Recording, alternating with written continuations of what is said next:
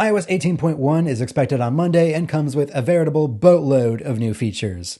Apple Intelligence, hearing aid support for AirPods, sleep apnea detection on Apple Watch, phone call recording, and so much more. Let me show you. The first Apple Intelligence features are here for the iPhone 15 Pro, all iPhone 16 models, all Macs and iPads with an M series chip, and the new iPad mini. Writing Tools lets you proofread, change the tone of, or reformat text. It's available anywhere that uses a standard text input. All of Apple's apps like Notes, Mail, Messages, Safari, and most third-party apps. I've been most impressed by its ability to reformat ordinary writing into a small multi-column table. Notification Summaries gives you a single-sentence description of a whole stack of notifications, like a busy group chat or a bunch of app notifications. It's a great way to see at a glance what's going on. Image Cleanup is a new tool that lets you intelligently erase objects from a picture.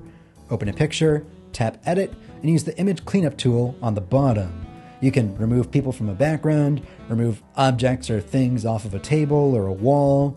You can remove hair on a dark shirt, or even circle someone's face to pixelate it.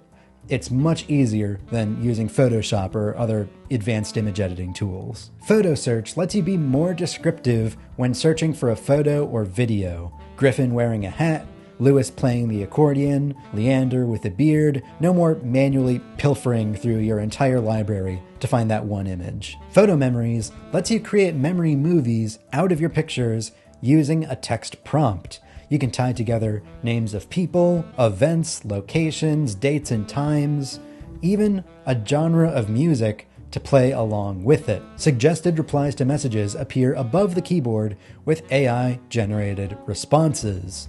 Just tap on it and it won't automatically send the message. It'll just fill it in the text field where you can edit it first.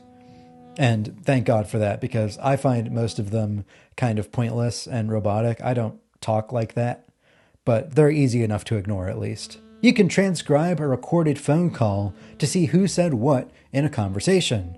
Transcriptions are also available for any voice memo you place inside a note in the Apple Notes app. The transcription quality isn't fantastic. Even small whisper models do better around capitalizing proper nouns and punctuation, but the recordings are pretty convenient. More on that later. Reduce Interruptions is a new focus mode that uses AI to judge on the fly which notifications sound important enough to bother you. You don't have to manually go through and add a giant list of contacts and apps that are whitelisted or blacklisted, which can be a lot of work. And you can enable its intelligent breakthrough and silencing on top of any of your existing focuses. Siri Product Knowledge can answer your questions about Apple products, like how to share a Wi-Fi password or how to edit your home screen, with nicely formatted instructions. And finally, you can text Siri by double tapping the home bar for those situations where you don't want to talk out loud. Moving on from Apple Intelligence, if you have AirPods Pro 2, the software update will let them function as clinically approved hearing aids.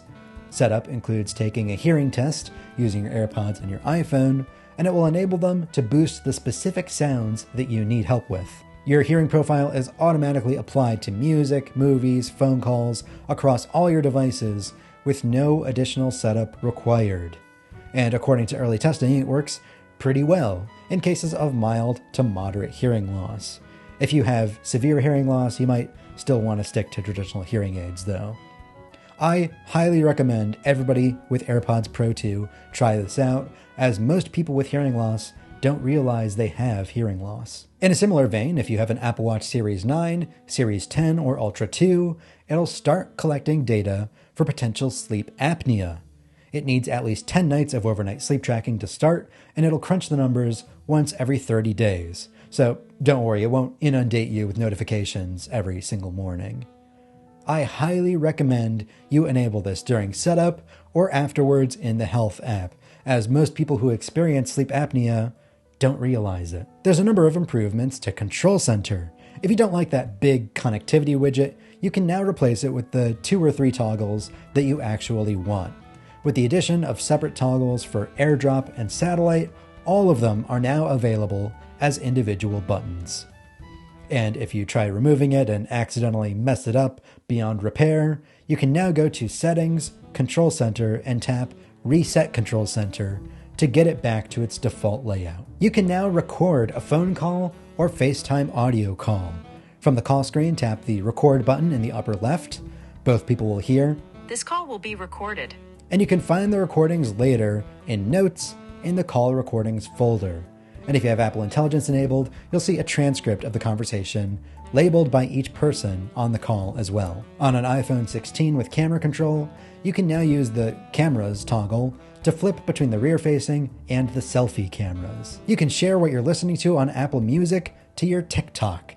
Tap and hold on any song, playlist, or album, or tap the 3 dots button anywhere you see it, tap Share, and then pick TikTok from the Share sheet.